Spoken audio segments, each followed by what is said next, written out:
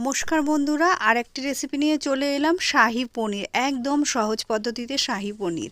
তো কিভাবে করবেন রেসিপিটি, প্রথমে পনিরগুলোকে কিউব করে কেটে রিফাইন তেলে হালকা করে ভেজে তুলে নিতে হবে।